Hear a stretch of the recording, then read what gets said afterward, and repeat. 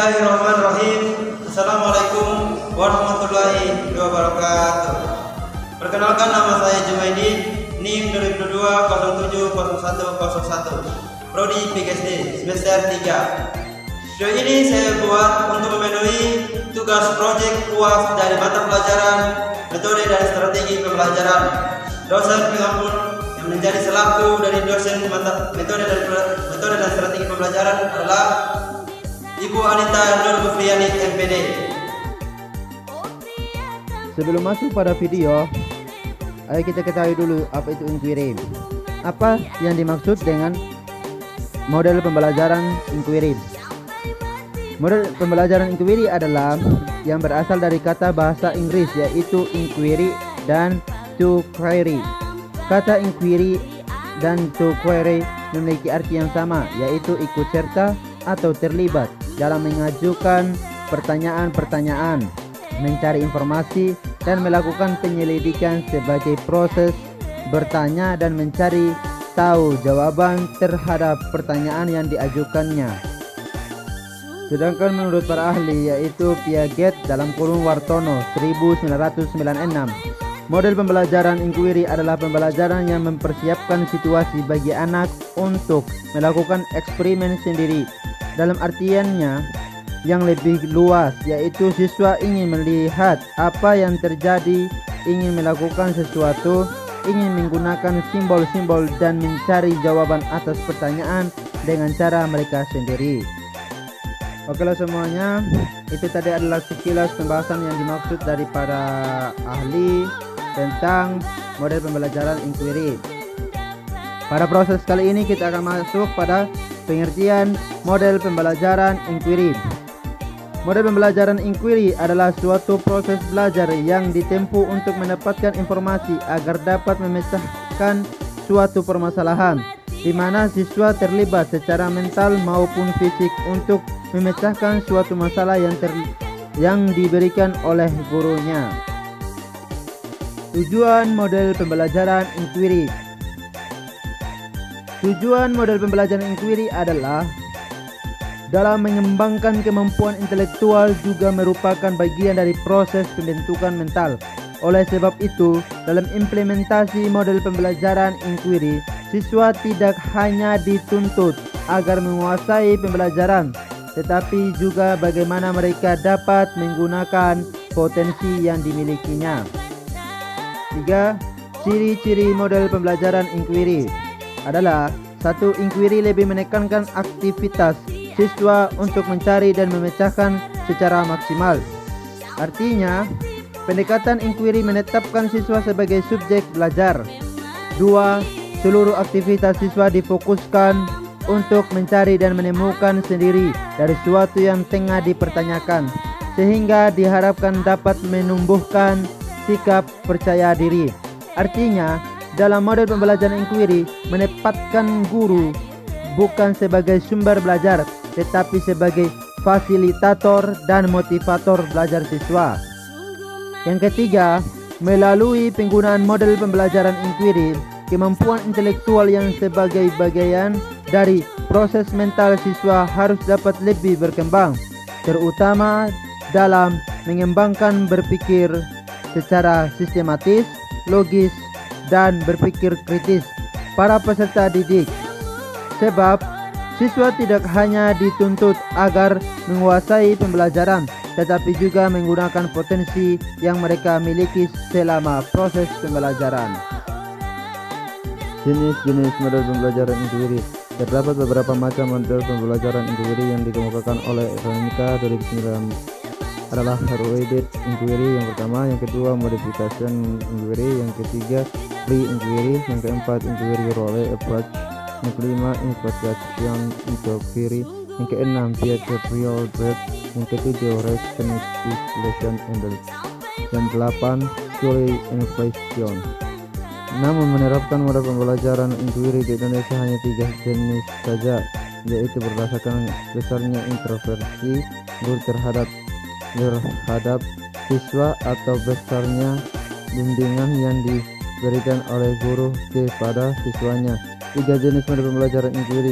Yang pertama, inquiry berbimbing.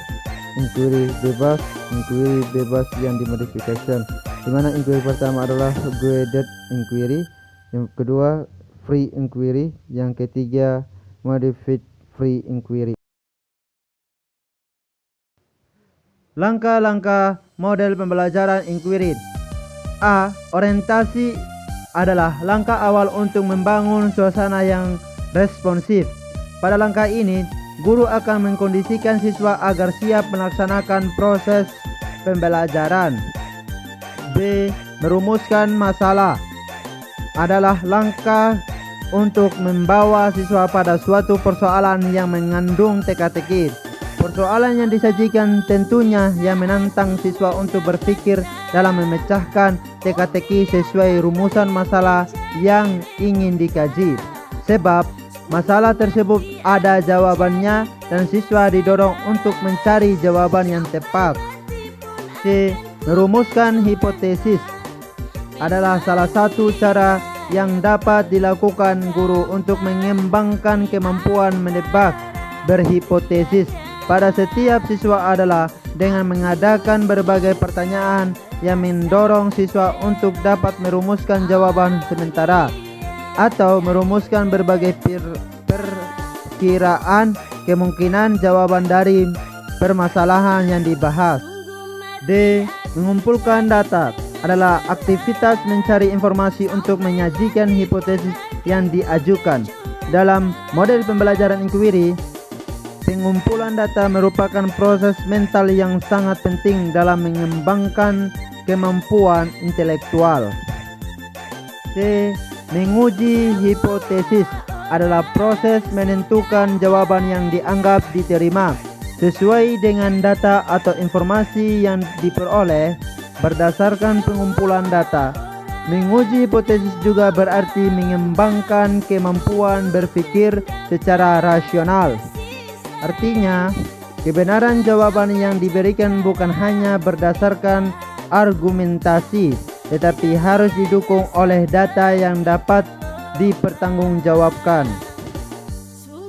F. Merumuskan kesimpulan adalah proses mendeskripsikan temuan yang telah diperoleh dari hasil pengujian hipotesis. Merumuskan kesimpulan merupakan goals-nya dalam pembelajaran.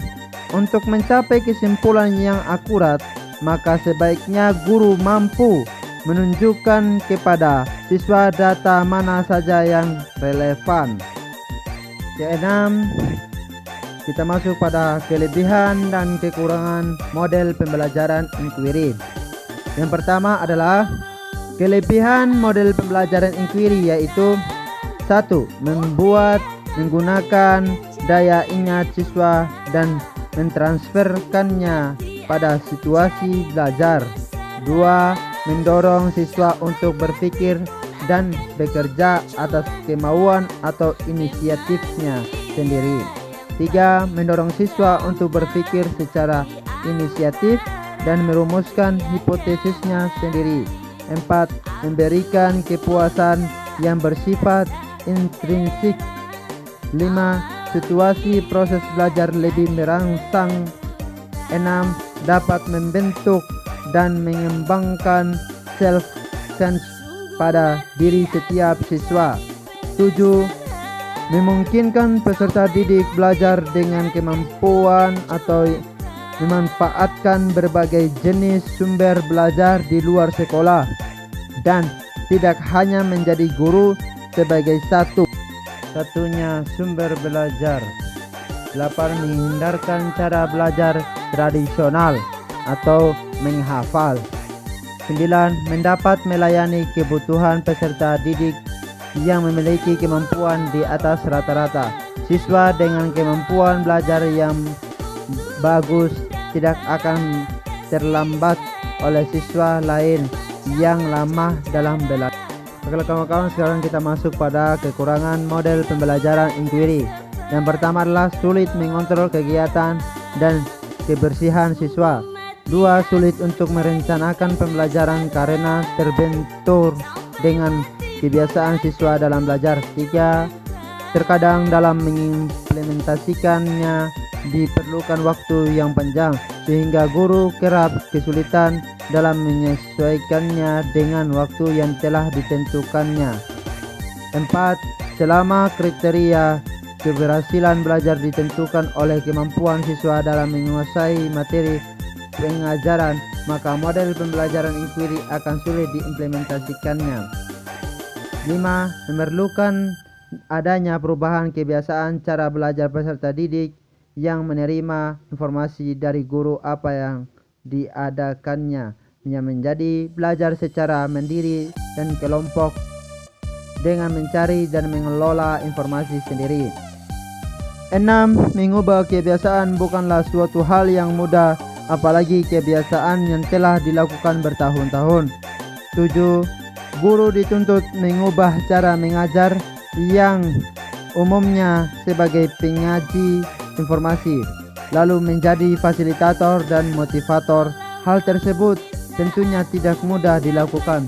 8. Model pembelajaran inquiry dalam pelaksanaannya memerlukan penyediaan sumber belajar dan fasilitas yang memadai, tapi tidak selalu bersedia. 9. Model pembelajaran inquiry tidak efisien, khususnya untuk mengajar peserta didik dalam jumlah besar, sedangkan jumlah guru terbatas.